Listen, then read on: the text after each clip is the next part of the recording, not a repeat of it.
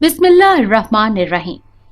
अस्सलामुअलैकुम नाजरीन, आज मैं आपके लिए एक सच्ची और खौफनाक कहानी लेकर आई हूँ। लेकिन इससे पहले कि मैं कहानी शुरू करूँ, जो लोग हमारे चैनल पर नए हैं उनसे गुजारिश है कि वो हमारे चैनल कहानी महल को सब्सक्राइब कर लें, ताकि आपको हमारी इस तरह की दिलचस्प कहानियां बर वक्त मिलती रहें। आज से 10 साल पहले उस जनजादी ने मुझे एक दिन के लिए अपनी ताकत इस्तेमाल करने को दी थी। मैं सब कुछ कर सकता था, मगर मैं जो करना चाहता था वो बहुत अजीब सा था। आए मैं आपको बताऊं कि मैंने क्या किया।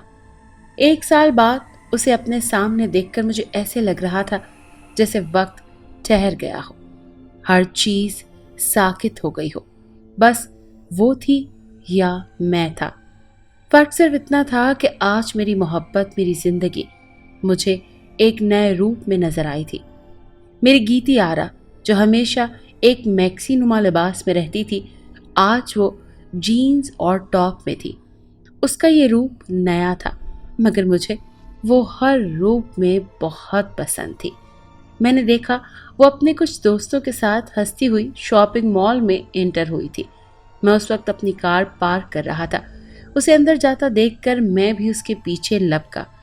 मैं जुदाई की इतनी अजियतें सहने के बाद उसे यूं जाने नहीं दे सकता था। मैं भागता हुआ उसके पीछे गया और पुकारा, गीती। मेरी आवाज़ पर उसने मुड़कर देखा, मगर उसकी नज़रों में अजनबियत थी। गीती, तुम कहाँ चली गई थी इस तरह मुझे तन्हा छोड़कर? मैंने उसका हाथ पकड़ा तो वो तैश में आकर अपना हाथ छुड़ाकर कहने लगी, ओ हीरो, कौन हो तुम? यहाँ कोई फिल्म की शूटिंग नहीं चल रही जो ये सीन क्रिएट कर रहे हो? उसका लहजा बिल्कुल अजनबी था। क्या हो गया गीती, कैसी बातें कर रही हो? मैं तैमूर हूँ, इतनी जल्दी भूल गई? बकवास मत करो, बहुत देखे हैं तुम्हारे जैसे सड़क छाप आशिक। ये कहते हुए वो टिक टिक करती अंदर चली गई। मैं तो जैसे सकते में आ गया था। ये ये कैसा लहजा था उसका?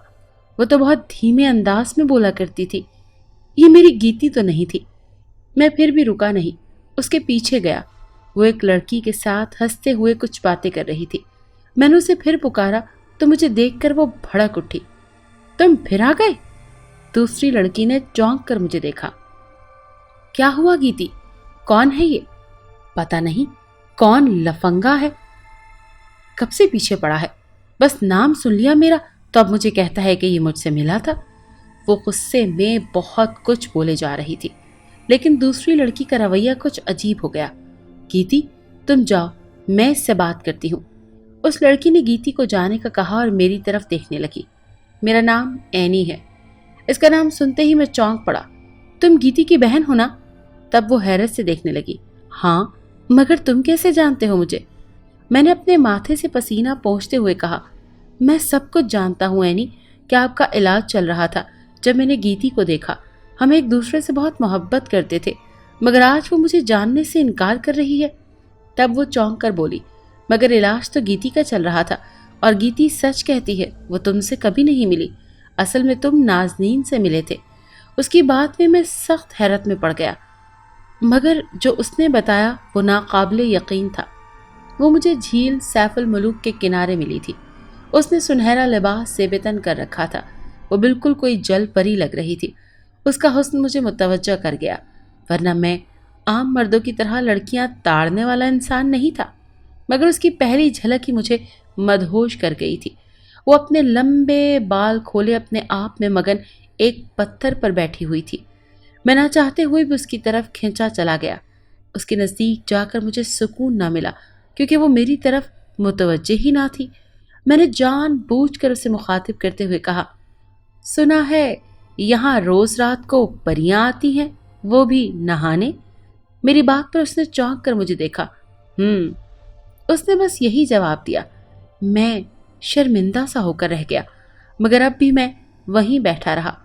कुछ देर बाद वो वहां से जाने लगी तो मैं भी उठा। पहली बार किसी लड़की पे दिल आया था, उसको ऐसे तो जाने नहीं दे सकता था। मैंने दिल ही दिल में सोचा और उसके पीछे चलने लगा, मगर कुछ फासले से। अब तो मैं रोज उसी का इंतजार करता था। मैं 1 माह की छुट्टी पर आया हुआ था यहाँ घूमने। वो भी शायद घूमने ही आई हुई थी। मैंने एक दिन उसे पत्थर से फिसलते देखा तो उसको थाम लिया। उसका हाथ बहुत सर्द था, लेकिन मैंने गौर न किया। मैं तो उसकी निगाहों में खोया हुआ था। वो शर्मा कर मुस्कुराने लगी। उसकी ये अदा भी मुझे घायल कर गई। आज उसे दुआ सलाम हो गई थी। उसने अपना नाम गीतियारा बताया था और अब हम रोज मिला करते थे। चंद दिन में ही वो मेरे बहुत करीब आ चुकी थी। उसने अपनी सारी बातें मुझे बताई थी। वो अपनी बहन का इलाज करवाने आई थी जिस पर आसेब का साया था। ये बात सुनकर मैं हंस पड़ा। गीती, तुम इस मॉडर्न दौर में भी इन बातों पर यकीन रखती हो? मैंने अपनी हंसी दबाते हुए कहा तो वो खामोश हो गई। यकीनन खुद ही आ जाएगा जब खुद पर गुजरती है। वो उदासी से बोली तो मुझे बहुत अफसोस हुआ। अच्छा, फिर कहाँ है तुम्हारी बहन? मेरे सवाल पर वो मेरी आंखों में देखकर बोली, वो घर पे ही होती है, दादी के साथ। अच्छा, तो तुम्हारी दादी कहाँ है? अब वो कुछ चिढ़कर बोली, वो मेरी बहन के साथ होती हैं। तो क्या तुम मुझसे इन्वेस्टिगेशन कर रहे हो? उसकी नाराजगी से मैं घबरा कर बोला, मैं क्यों करूँगा इन्वेस्टिगेशन? बस मुझे तो तुम्हारा साथ चाहिए। मेरी बात पर वो खिलखिलाते हुए हंसते हुए बोली, मेरा साथ पाना बहुत मुश्किल है। ये कहते हुए वो आगे जाने लगी। उन 15 दिनों में हम एक दूसरे से मोहब्बत का इजहार भी कर चुके थे। मुझे अपनी किस्मत पर यकीन नहीं आ रहा था कि कैसे मेरी मोहब्बत को मैंने इतनी आसानी से पा लिया। लेकिन ये सब कुछ ज्यादा देर न चल सका। एक दिन वो अचानक गायब हो गई। मैंने उसे हर जगह तलाश किया मगर वो कहीं नहीं मिली। मैंने कई बार उसका फ़ोन ट्राई किया मगर नंबर बंद मिल रहा था। मुझे लगा मेरा दम घुट जाएगा। इतनी बेचैनी मुझे ज़िंदगी में कभी महसूस नहीं हुई थी। मैं बेताबी से उसके घर पहुंचा जहां वो रहती थी, मगर वहां भी ताला लगा हुआ था। चौकीदार ने कहा कि वो लोग किराए पर रहते थे, अब वो ये घर छोड़कर जा चुके हैं। मैंने अपना सर पकड़ लिया। पहले मैं हंसता था कि लोग कैसे प्यार में पागल हो जाते हैं। आज मुझे पता चला था कि महबूब से दूरी कितनी अजियतनाक है, और वो भी तब जब हमें इल्म भी ना हो कि वो कहाँ है। उसने सिर्फ इतना बताया था कि वो कराची में रहती है और कराची शहर में उसे ढूंढ पाना बहुत मुश्किल था। वो कोई सोशल अकाउंट भी इस्तेमाल नहीं करती थी। मजबूरन मुझे वहाँ से वापस अपने शहर लाहौर जाना पड़ा, लेकिन अब भी मुझे सुकून नहीं था। मैं 2 माह में 3 बार कराची जा चुका था। 2 दिन वहाँ उसे ढूंढता और फिर अगली फ्लाइट से वापस आ जाता। मुझे न जीने का होश था, न खाने का और न काम का। सितम तो ये था कि मेरे पास उसकी कोई तस्वीर भी नहीं थी जिससे मैं किसी से पूछ पाता। उसने कभी अपनी तस्वीर खींचने ही नहीं दी थी मुझे। उसे ये सब पसंद नहीं था। मैंने भी जोर नहीं दिया, भला मुझे क्या इल्म था कि वो मुझसे यूं बिछड़ जाएगी। लेकिन फिर अचानक 1 साल बाद मुझे वो मिली, और आज एनी ने जो कुछ उसके बारे में बताया था वो सुनकर मेरे तो रोंगटे खड़े हो गए। उसने बताया कि आज से 5 साल पहले जब गीती 17 साल की हुई थी तो हम सब एक जगह पिकनिक मनाने गए थे। वो मेरे नाना का पुराना घर था जो शहर से बहुत दूर था, और अक्सर हम सब घर वाले वहाँ जाया करते थे क्योंकि वहाँ एक खूबसूरत झील थी जहाँ हम मछली का शिकार किया करते थे। वो घर बंद पड़ा रहता था। काफ़ी काट कबाड़ जमा हो चुका था जो एक स्टोर में रखवा दिया गया था। अब की बार जब हम वहाँ गए तो वहाँ एक अजीब वाक़या हुआ। गीती बहुत चुलबुली और शरारती लड़की होती थी। वो एक दिन हम सबको डराने के लिए उस स्टोर रूम में छुप गई। जब हम उसे ढूंढने लगे तो वो कहीं न मिली। मैं, दादी और मेरा भाई सब परेशान हुए। सारी रात वो हमें नहीं मिली। दादी की तो हालत खराब होने लगी। फिर मुझे जाने क्यों ऐसा लगा जैसे स्टोर रूम में से कुछ आवाज़ें आ रही हैं। मैं जल्दी से दरवाज़ा खोलकर टॉर्च मारी तो मेरी चीख निकल गई। वहाँ गीती बेहोश पड़ी हुई थी, जिसे किसी ने उसे मार पीट कर बेहोश कर दिया हो। हमने बमुश्किल उसे वहां से निकाला और डॉक्टर के पास ले गए। एक दिन वो हॉस्पिटल में रहकर घर आ गई। अब वो ठीक थी मगर उसका रवैया कुछ अजीब सा हो गया था। उसने सारी शरारतें छोड़ दी थी। वो अब जीन्स टॉप वगैरह भी नहीं पहनती थी। उसने कभी शलवार कमीज, कभी मैक्सी तो कभी साड़ी बांधना शुरू कर दी। उसकी इन हरकतों पर हम सब काफ़ी परेशान थे, मगर वो थी कि जैसे एक नए रूप में आ गई थी। और जब हम उसे समझाने के लिए उसके पास जाते कि क्यों तुम इतनी छोटी सी उम्र में हंसना बोलना छोड़ गई हो, तो वो अचानक चिल्लाने लगती, کئی بار میں نے اسے غصے میں دیکھا جب اس کی آنکھیں انگارے کی طرح سرخ ہو جاتی تھی۔ میں چپ ہو جایا کرتی تھی، مگر دادی کو بہت فکر تھی اس کی۔ انہوں نے ایک عالم سے بات کی اور انہیں اپنے گھر بلایا، مگر اتفاق سے اس دن گیتی نہ جانے کہاں چلی گئی تھی۔ مگر یہ اچھا ہوا کہ اس دن وہ گھر پر نہیں تھی، کیونکہ اس عالم نے جو ہمیں بتایا وہ دل دہلا دینے کے لیے کافی تھا۔ انہوں نے ہمارے گھر میں پیر رکھتے ہی بتا دیا کہ یہاں پر ایک جنزادی نے قبضہ کر رکھا ہے۔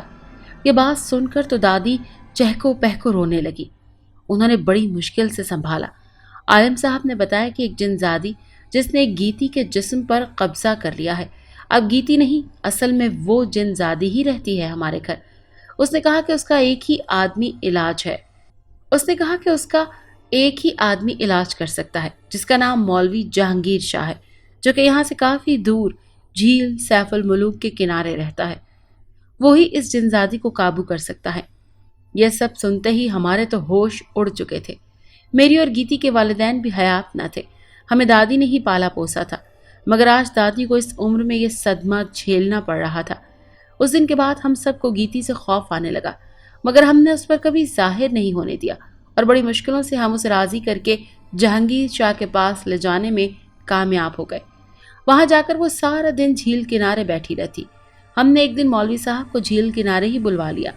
انہوں نے دور سے دیکھ کر بتایا کہ وہ ایک جنزادی ہے جس کا نام نازنین ہے۔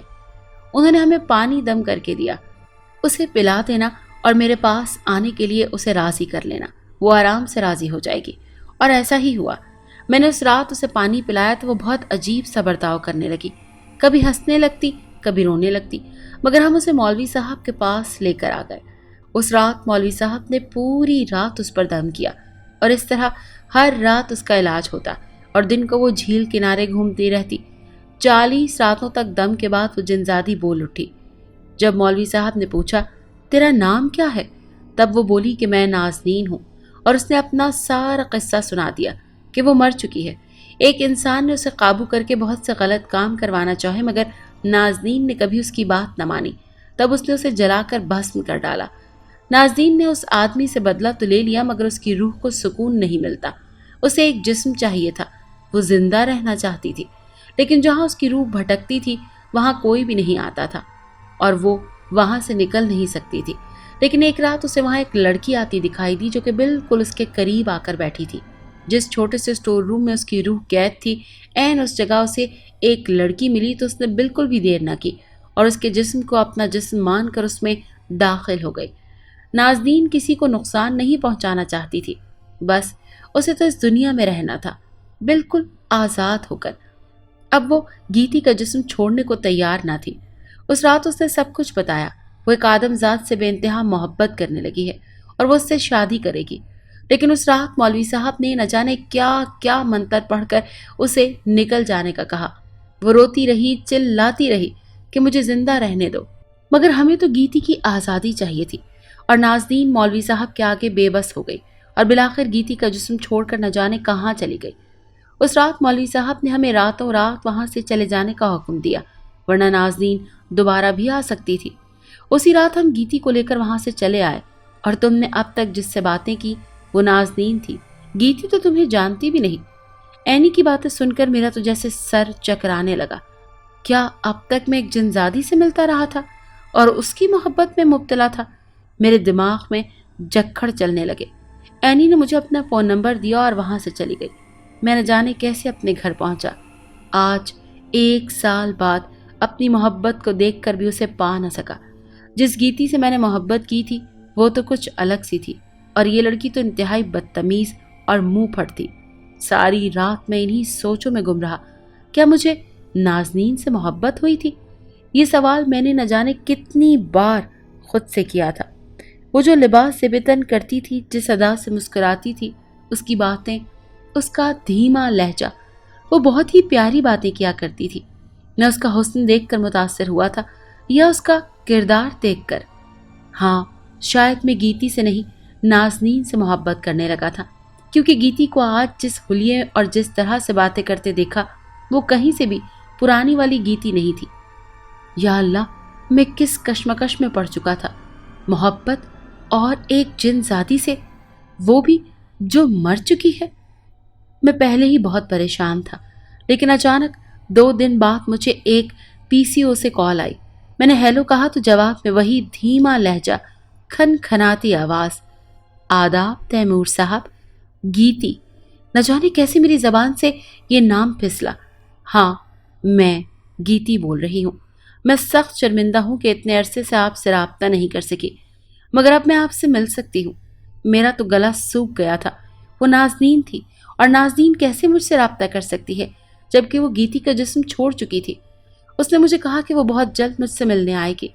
میں نے اس کی کسی بات کا جواب دیے بنا ہی فون کاٹ دیا۔ اب مجھے بے حد خوف محسوس ہونے لگا تھا، یہ جان کر کہ وہ اب پھر مجھ سے ملنا چاہتی ہے۔ میں بہت گھبرا گیا تھا۔ میں نے اسی وقت اینی کو فون ملایا۔ میں نے اسے سب کچھ بتا دیا کہ کس طرح نازنین نے مجھ سے رابطہ کیا۔ یہ سن کر وہ خوفزدہ ہو گئی۔ تیمور صاحب، آپ پریشان نہ ہو، جتنا جلدی ہو سکے مولوی صاحب سے بات کریں، میں آپ کو ان کا نمبر دیتی ہوں۔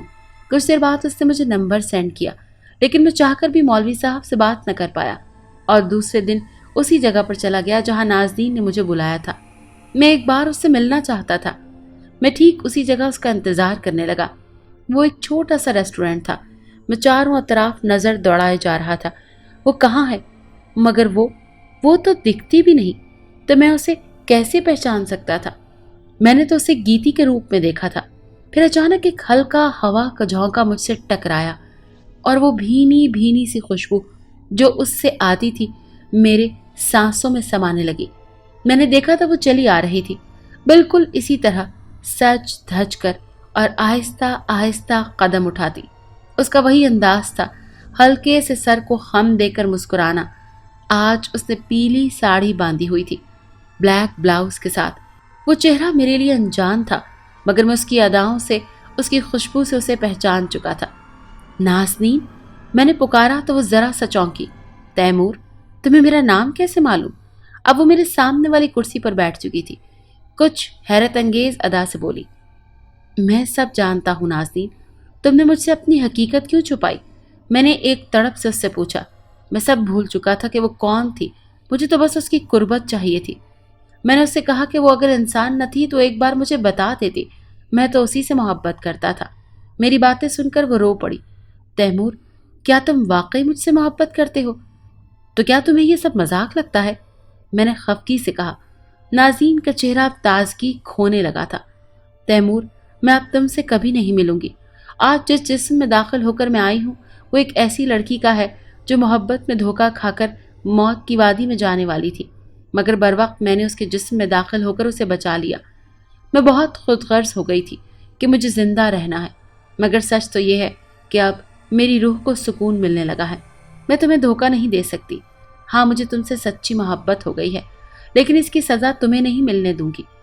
میں نے سوچا تھا تم میری اصلیت جان کر مجھ سے ڈرنے لگو گے، مگر تمہاری تڑپ نے مجھے احساس دلایا ہے کہ تم میرے جسم سے نہیں، میری روح سے محبت کرتے ہو۔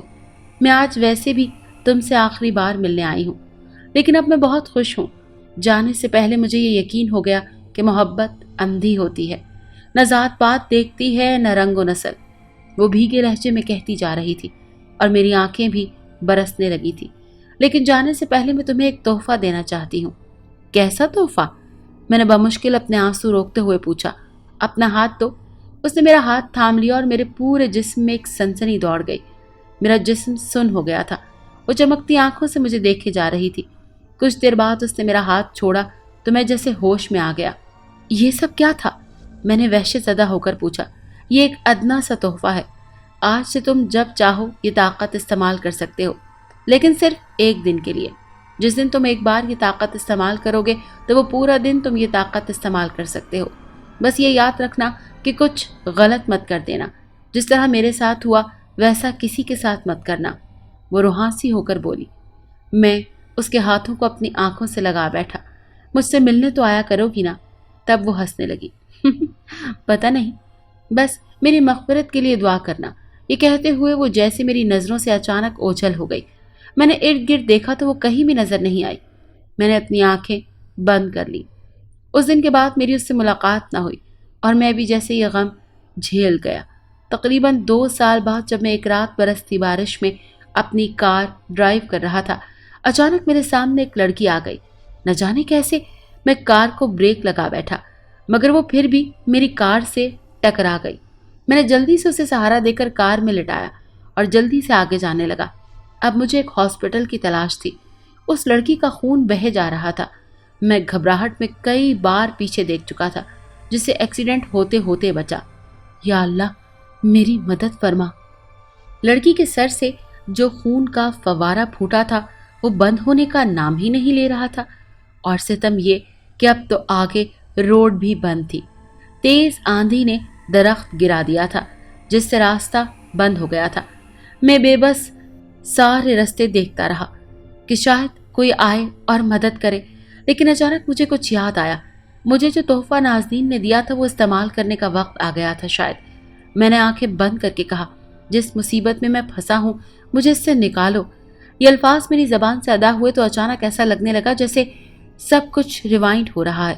مجھے اس راستے پر تھا اسی راستے پر واپس آ گیا جہاں پر مجھے وہ لڑکی ٹکرائی تھی۔ میری کار رکی ہوئی تھی اور سامنے سے وہ لڑکی بھاگتی ہوئی آ رہی تھی۔ میں جلدی سے کار سے نکلا۔ کیا ہوا میڈم، مرنے کا شوق ہے کیا آپ کو؟ وہ لڑکی مجھے دیکھ کر رونے لگی اور اشارے سے بتایا کہ میرے گھر والوں کو بچاؤ۔ میں اس کے پیچھے بھاگتا ہوا جانے لگا جہاں ایک گھر کی چھت گری ہوئی تھی اور اس لڑکی کے گھر والے نیچے دب چکے تھے۔ اس لڑکی کی آہ و بکا میرا کلیجہ چیرنے لگی۔ مجھے یاد آیا کہ اب بھی میں اپنی طاقت استعمال کر سکتا ہوں۔ میں نے دل ہی دل میں کہا کہ ان سب کو بچاؤ، اور اب بھی ویسے ہی ہوا۔ وقت جیسے پیچھے چلنے لگا۔ گھر کی چھت سلامت تھی۔